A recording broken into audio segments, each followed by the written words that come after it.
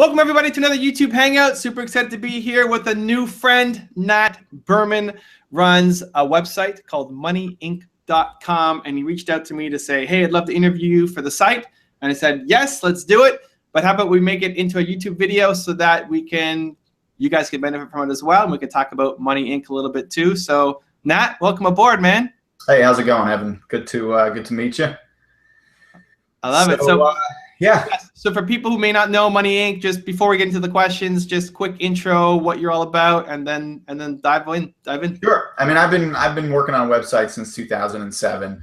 Money Inc. is fairly new. It's a little less than a year old, and it kind of started off as a luxury lifestyle site. We did a lot of stuff on fancy cars, nice homes, a lot of business, a lot of tech articles, and honestly, I sort of came across your YouTube page and noticed that you did a lot of work on what makes people successful, particularly the most successful people. So kind of what are their secrets, et cetera, et cetera. And what I sort of took from that was I decided that I was going to reach out on my own to business leaders around the country, athletes, entertainers, anyone in any vertical, and try and find out some of the things that make them successful, but also make them contributors on the site. Because in my opinion, there's not necessarily a really great forum out there where leaders can contribute some of their expertise, not only to their colleagues, but people who are trying to start a business, et cetera, et cetera. So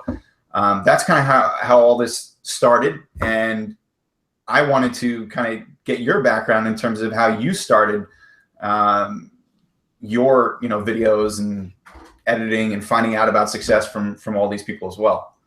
Sure. So I can give you a high level, and then we can go deeper on some things if you want. Sure. Modeling success was what saved my company. Okay. My first business, I was making $300 a month. I was struggling. I wanted to quit, and I told my partner I quit.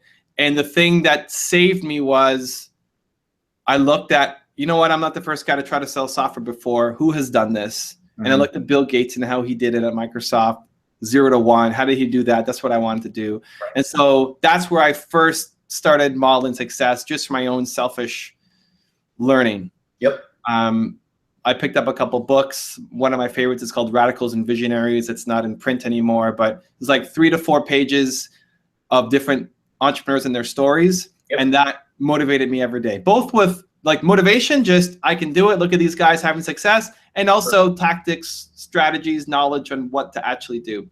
Yeah. I turned that into a website where we had a lot of, again, modeling success, different famous entrepreneurs, their 0 to 1 story.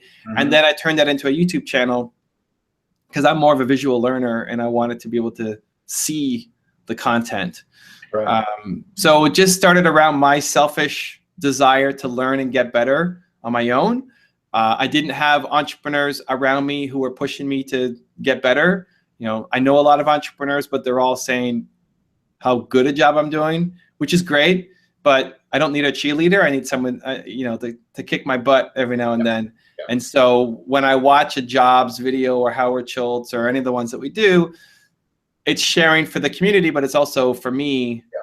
I learn something every time that we make one of these videos. It helps me think bigger. Yeah. So that was the genesis, my selfish understanding, and then also to share with other entrepreneurs. Oh, that's great. Yeah, I think that's usually how good businesses or ideas even start anyway. They just kind of start from some sort of motivation, really to learn. And if it's something that you are, in fact, passionate about and continue learning, there's always a way to monetize it, in my opinion. I started messing around, literally horsing around on Blogspot in 2007. I was a recruiter in New York City, had a random blog called The Preacher's Rant, just because I used to talk a lot. My friends called me preacher, even though I'm Jewish, but it was still very funny.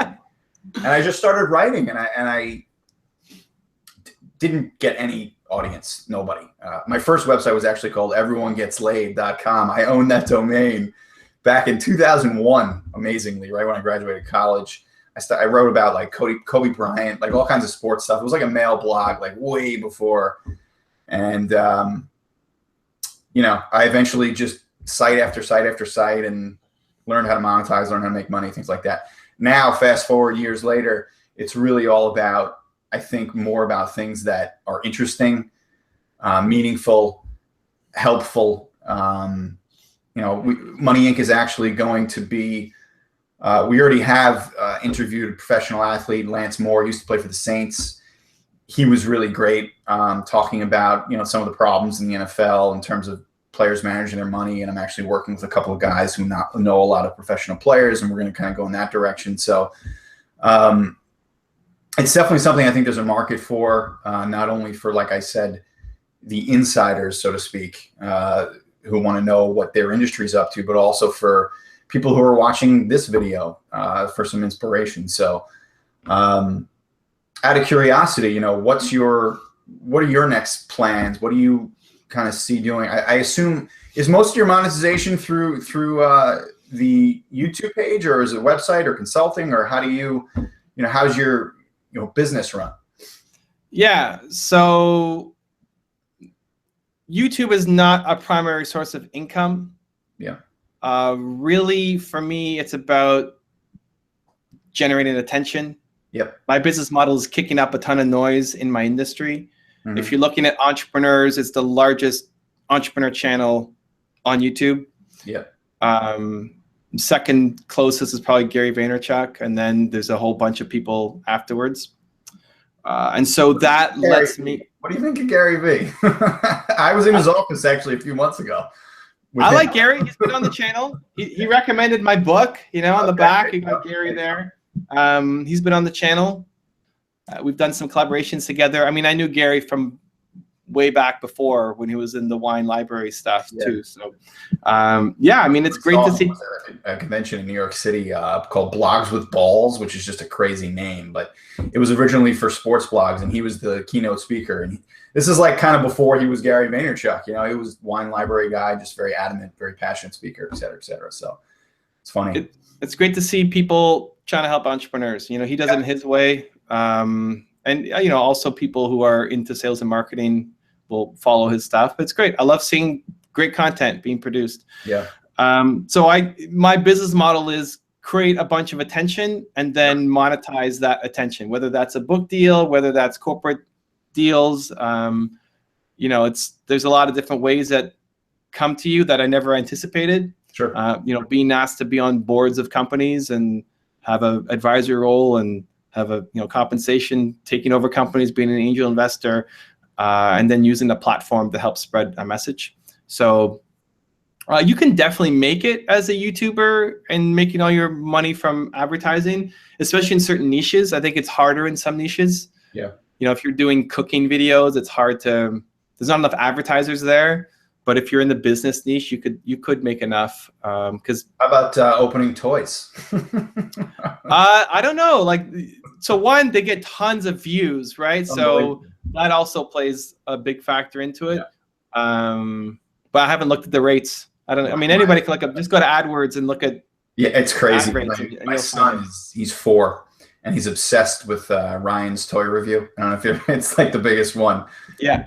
And my wife keeps telling me, she's like, I got to video our son and get all these views. I'm like, yeah, it's really that simple. All you got to do is just video and put it on there. Like, sure, no problem. But I don't think she really gets it. But it's pretty fascinating to me, though. I mean, it's like they're little celebrities, these kids out there, just playing with toys. It's pretty funny.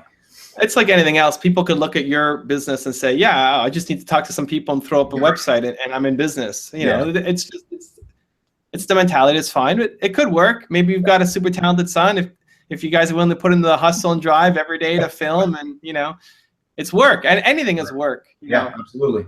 You have to find the torture that you enjoy. So this is what I like. My channel, we do 3 videos a day on the channel, so it's a lot of content. It's a big machine grinding out. Where I'm going, I don't know. I have my ultimate goal. I want to help 1 billion entrepreneurs. That's what drives me. It means that I try to do things at scale, so I don't do consulting. Yep. I don't do one-on-one stuff. There's a lot of opportunities to do it. There's somebody who could kind of fill my role and do that. Mm-hmm. But I'm interested in doing things at scale. So I do YouTube. I write books. I work with big brands, like things that have the ability to drive the big vision forward. Sure. What that looks like, I have no idea. What am I going to do in 6 months? I don't know. You know, I don't even getting here. I didn't know what I was going to be doing. I couldn't tell you. I wish I could say, hey, Nat, you know, I had this huge master plan when I started 7 years ago. This is what it's going to look like. I'm going to be YouTube famous. I had no idea. But it's just figuring out where, you know, I like YouTube. It fits me, fits my personality, fits what I can do. Yeah. So right now, that's the best home for me. And we'll see. We'll see where that goes. Awesome. Awesome. Very cool. What's your favorite interview you ever did? Where I interviewed somebody else? Other than today and right now. Right. Yeah, yeah. This guy named Nat Berman. He runs a website, Money Inc. That's an interesting one. Gary was interesting, but I also knew Gary, so it's not like I'm learning a whole bunch of new stuff on it. Yeah. Brian Tracy was pretty interesting. If you know Brian, is goal-setting guy, Eat That Frog. That was fun. James Altucher was pretty interesting. Who else have we had? I exchanged with James once. I wrote a ridiculous thing, 10 things I hate about James Altucher. And okay. I emailed him right after I wrote it. It was kind of like satirical. And he got back to me like a minute after I sent him the email, and he said it was really funny. And this was just some random, blog I made. It's already deleted. It's all gone. But it was just that was my run-in with him, which was pretty funny. He's an interesting guy. Good things to say. Chase Jarvis was interesting. Again, I knew Chase a little bit, so it's not as much like new learnings for me. But yeah, I don't know. We're working on a collaboration with Jack Canfield coming up and Tony Robbins coming up. I don't really have a ton of context on those guys, so that should be fun. But if I had to pick one from what we've done already, I don't know. I'd probably say Brian Tracy. Oh, Michael Gerber was interesting too. Gerber, the E-Myth guy. Okay. I'll go Brian Tracy. Brian Tracy, final answer. Final answer. What about this is something I ask a lot of people. If you had, sort of one really strong, piece of advice to give to an aspiring entrepreneur, I don't care what business it is, what would it be? It's the most cliche and most boring one of all time. It's you got to do the thing you're passionate about. Like if you look at the content on the channel, I would say that we probably have the largest collection of success stories anywhere on YouTube. And it started off just being entrepreneurs. Yeah. And then it expanded. I think the first non-entrepreneur we did was Michael Jordan. He's like, should we do Jordan? He's not really an entrepreneur, but he kind of is. And then in looking at, so we did the research on him, and just there was enough. The message is still relevant. Sure. To entrepreneurs, right? We don't take videos of how to dribble or shoot a jump shot or, the success lessons are the same. Yeah. And so we profiled musicians and actors and athletes and politicians and inventors and entrepreneurs. And consistently, the most common piece of advice is that you have to love what you do to the point of being a fanatic, of being crazy, of like the only thing that keeps you going through all the crap, like being an entrepreneur. It looks glorious, but it sucks most of the time. Oh yeah, I'm aware. Right? I've been doing it for a decade, so yeah. People don't talk about the suck; they just talk about the wins. Yeah. Right? Like you hear you see the articles and all the content of people doing really well, but not all the people who, struggled and never make it. And so the thing that gets you through is the absolute passion for what you're doing. When your wife tells you to quit, and when your friends tell you to quit, and just it's the story of success in anything. You have to just love it. If you're doing it for some other reason, like money is important, but it's number 2. Sure. There has to be something more important than money. Money is not like number 20. It's not like I'm not the guy who says money doesn't matter. Money matters. It's important. It's business. You got to make money. Yeah. You got to hire a team. You got to grow. But it's number 2. There's got to be something above it. And if money is number 1 for you, then you might have some success, but you're never going to hit elite level status. Right. So let me ask you an even harder question then, because this is something that really frustrates a lot of people. So you say, you got to be passionate about something, which I happen to agree with. But a lot of people say, I don't know what the hell I'm passionate about. and I don't know how to find what I'm passionate about. I'm a believer that it's very hard to find something when you're actually consciously looking for it, because when you're in that mode, you're not actually doing. You're kind of hoping, and you're sort of thinking too much. Rather, I think doing is a great way of finding something. But I'm curious from your end, how do you think someone can actually find their passion if they're sitting there all frustrated, not knowing what the hell it is? What's your favorite sport, Nat? My favorite sport? Yeah. To play or to watch? Watch. Basketball. Okay. Who's the greatest basketball player of all time? We already mentioned him. Jordan. Okay. So here's what I think. I think the greatest basketball player of all time is not Michael Jordan. Okay. I think the greatest basketball player of all time is a manager at Starbucks, because he never played basketball.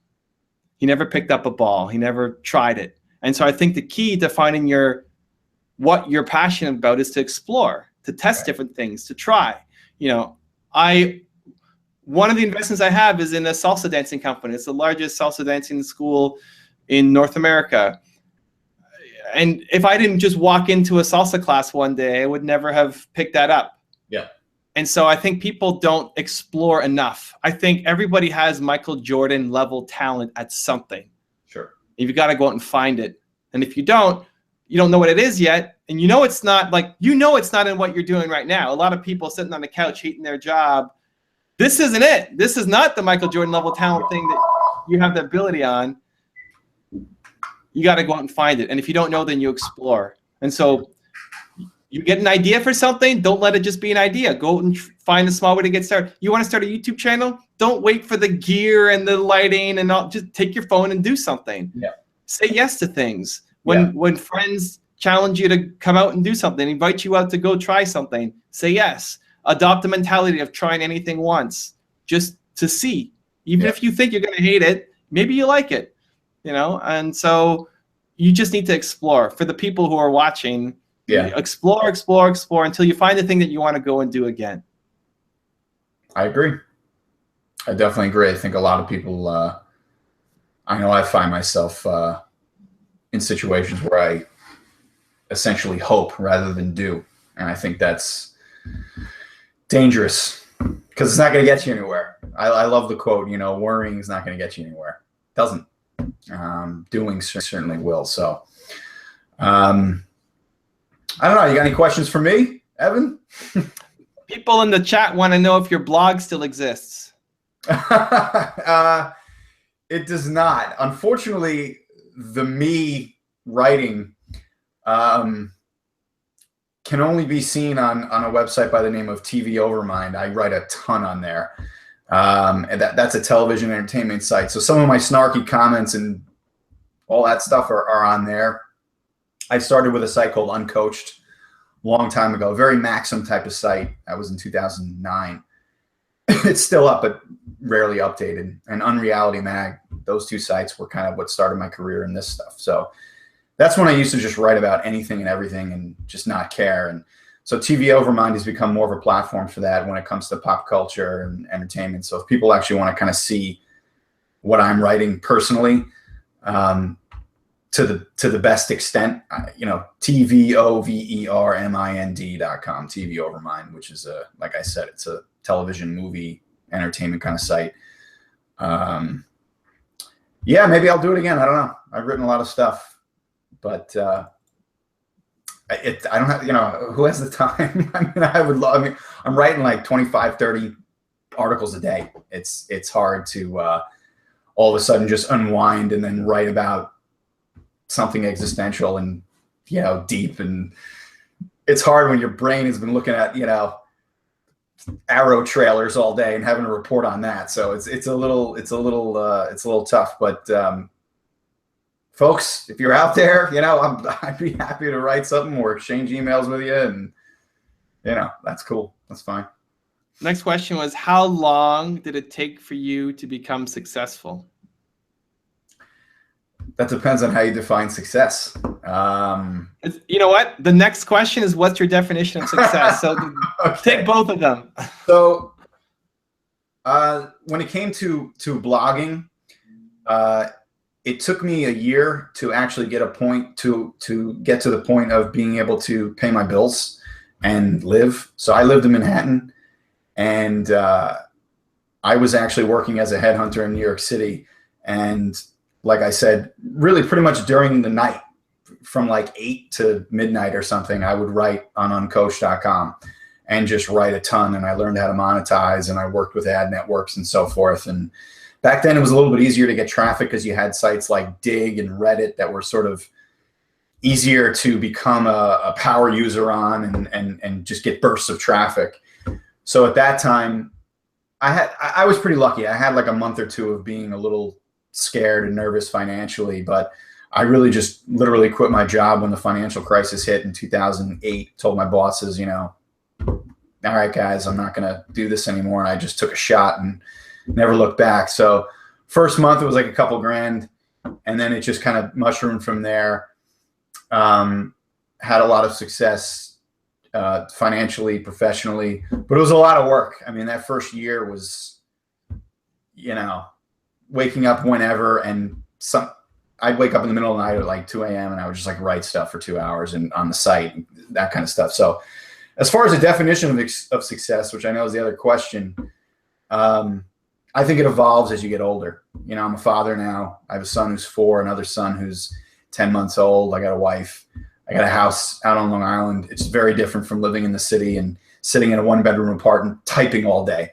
Now I'm in an office, different kinds of responsibilities, and money is obviously still very important because bills are higher, expenses are higher. But if I had to define success, I would say it's very similar to what you said. I would say money is secondary to your actual lifestyle, being happy with who you are, enjoying your family, your friends. But I think more importantly, being able to look yourself in the eye at the end of the day and kind of say, it was a pretty good day. I did all right today. I worked hard, and I'm kind of proud of myself. I've found that a day-by-day approach, and really started, just like you said, I don't know where I'm going to be in 6 months. Frankly, I don't either. But I do know what I can control on a daily basis is my effort. And if you pay attention to that, and you really, really, really do it, and only you can decide if you've done it successfully on a daily basis, you can look at yourself and say, you know what, I did a pretty good job today, and you can go to sleep and be at peace. And I think the money does follow. If you're in the right industry, if you're in the right business, I think you do have to be kind of smart and understand, where the world is and, what's moving out there. I got into the internet in 2007, never looked back. I don't really think the internet will go anywhere as far as being able to make a living, hopefully for a while until machines take over and we're obsolete. But I mean, I think for the most part, if you're in the right business at the right time, which does require a little bit of luck, but after that luck, it's effort. I think people can really be successful if they're proud of their effort. I think. I like it. Yeah. Next one. What is your advice for starting entrepreneurs? Didn't I ask you that? Well, they're asking you that.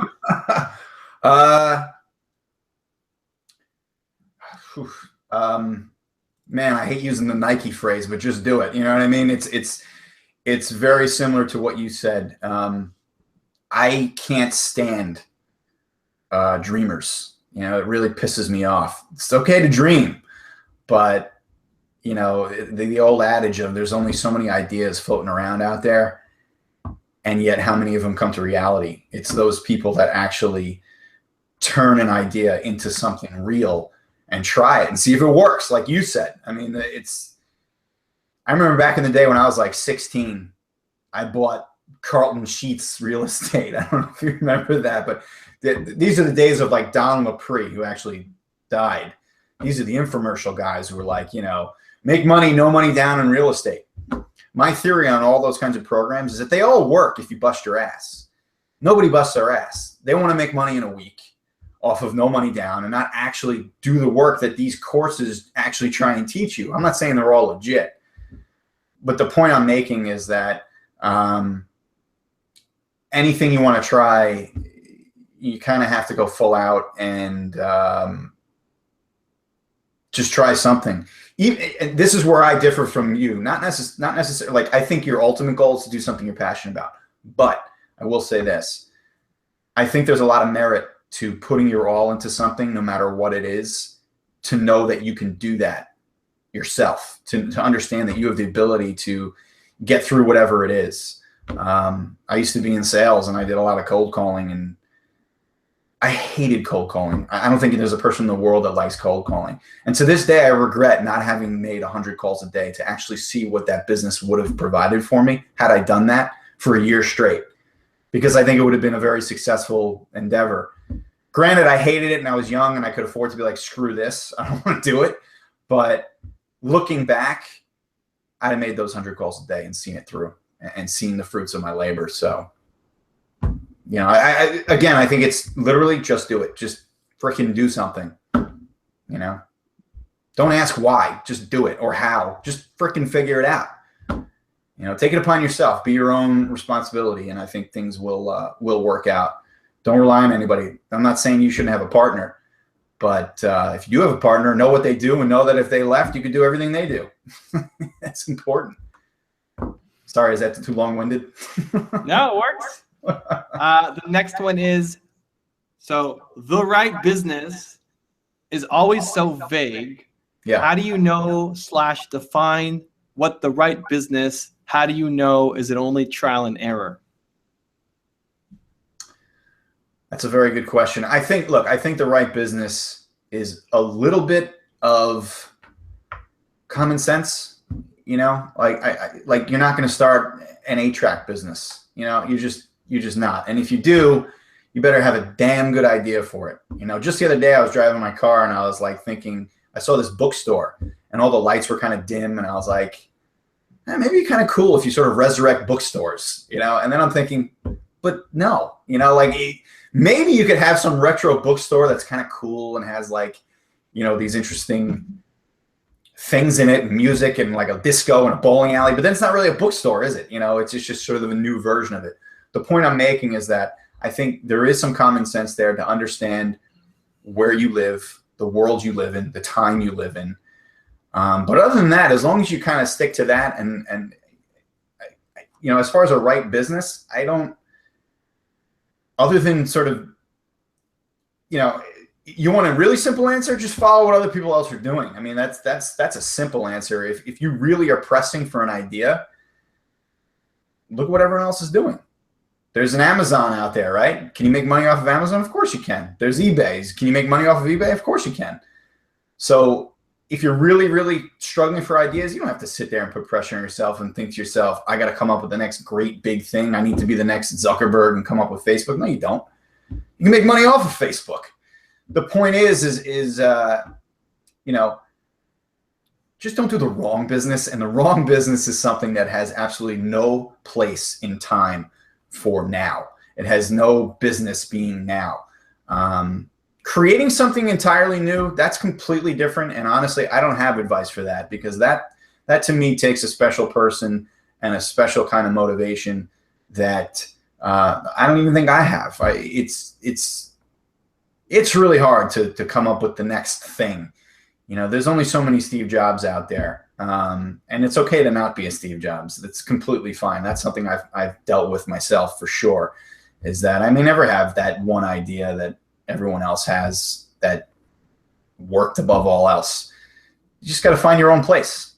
That's probably not a clear answer, but the funny thing is the older you get, the more philosophical your answers become, which I see you laughing there. It's the truth. You're not that old, Nat, dude. What's not going to be like at 90? The preacher, the philosopher. I'm going to be an old man who's pissed off. I can tell you that much right now. I have no doubt I'm going to be one of those guys on the stoop that's just like angry at everything.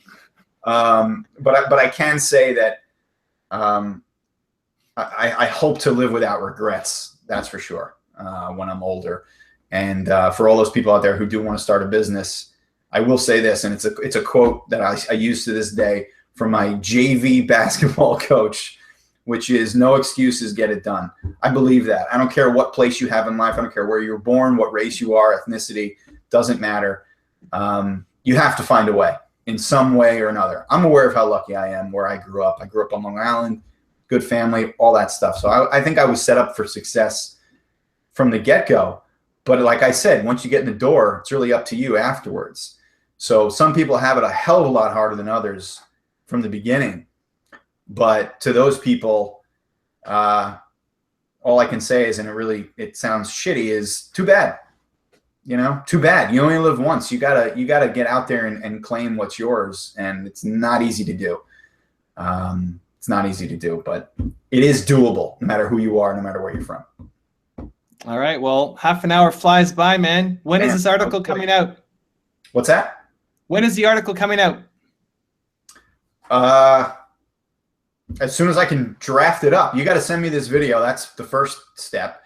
So record this bad boy and get it over to me. It's going to go on. It's going on the YouTube page, and then I'm going to accompany that video with a whole bunch of text. If people out there want me to kind of try and write some stuff about what we talked about today, I can do that. I actually wrote like a pseudo book called "The Best Time to Be an Entrepreneur Is Now," but I've never really talked about it until now. There you go. Now's the time, man. Now's the time. It does exist. I had the idea of making an ebook out of it, but cool. Look, I'd love to continue talking to you. I love the stories that you have and portray on a daily basis, and it'd be cool to talk again. Look, and to everybody out there who's listening, look, best of luck, but it's not really about luck. All right. Thanks for the love, Nat. Guys, go check out moneyinc.com for some resources, and soon a new article. Yeah, and TV Overmind. Come on. You got to check that one out too. All right. Thanks a lot, Evan. I appreciate it. Thanks, guys. Talk to you soon. Have a good one.